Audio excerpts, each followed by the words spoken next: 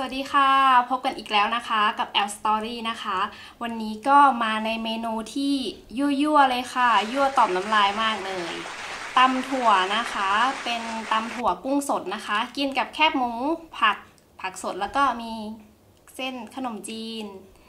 ก่อนจะกินก็อย่าลืมกด Subscribe แล้วก็กดกระดิ่งให้ด้วยนะคะโอเคค่ะเรามาลงมือกินกันเลยโอ้กุ้งตัวใหญ่มาก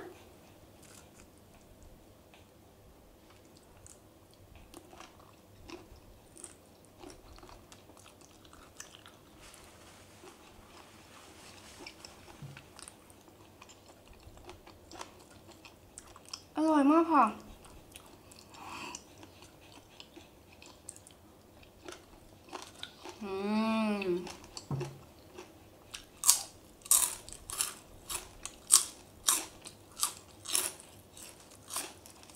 แค่หมูกรอบมากอร่อยมาก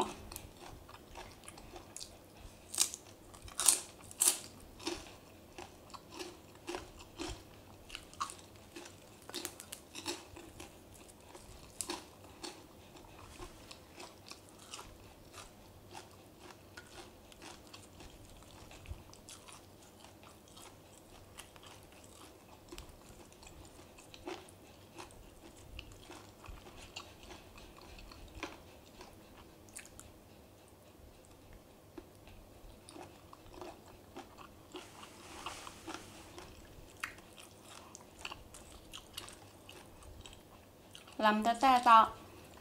ลำคนหน่อย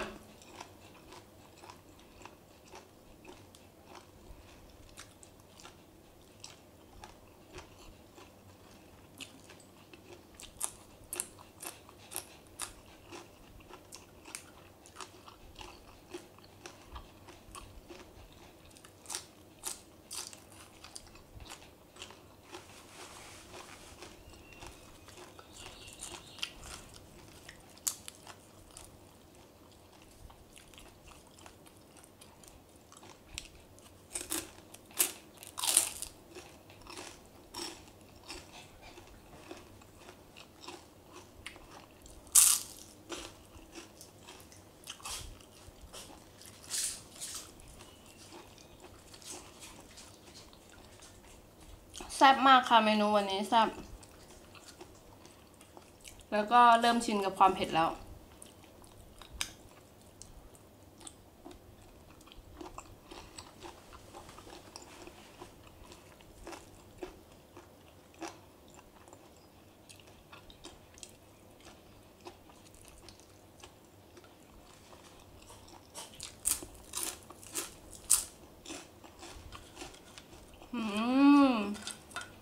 อร่อยมากอร่อยมาก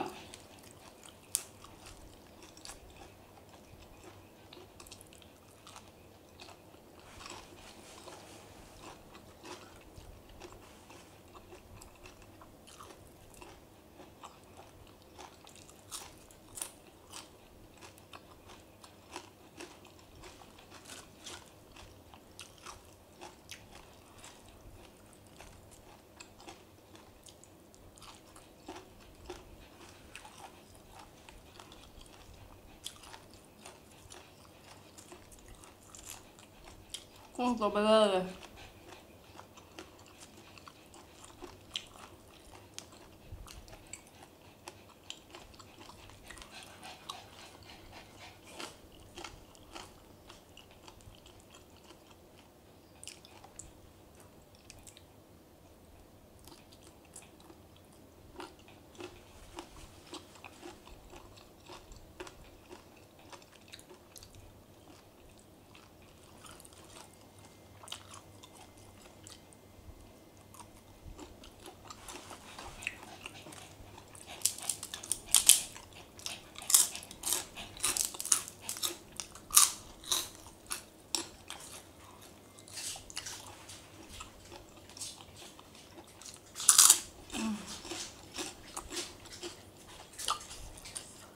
เมนูนี้อร่อยมากค่ะ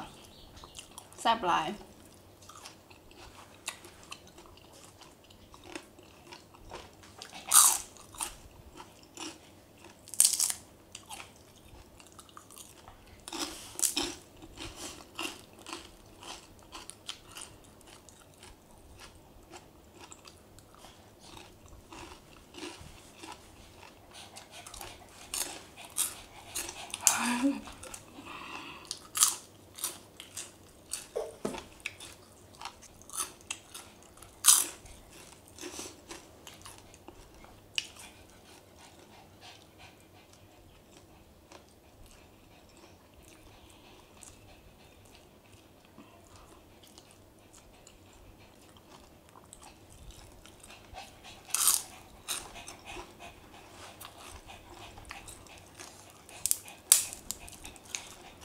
อร่อยมากค่ะมาค่ะ มากินด้วยกัน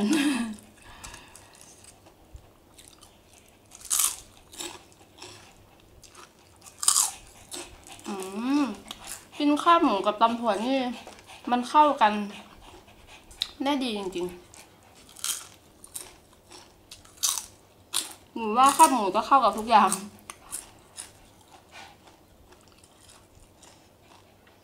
แถมไม่พอแก้เผ็ดได้ด้วย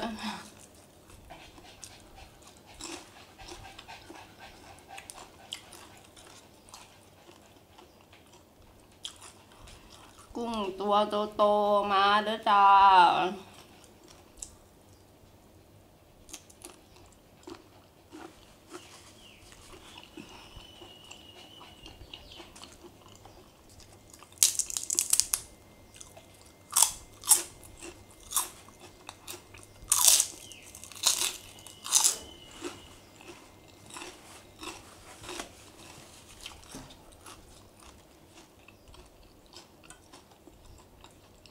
กินเหมือนไม่ได้กินข้าวมา3 วัน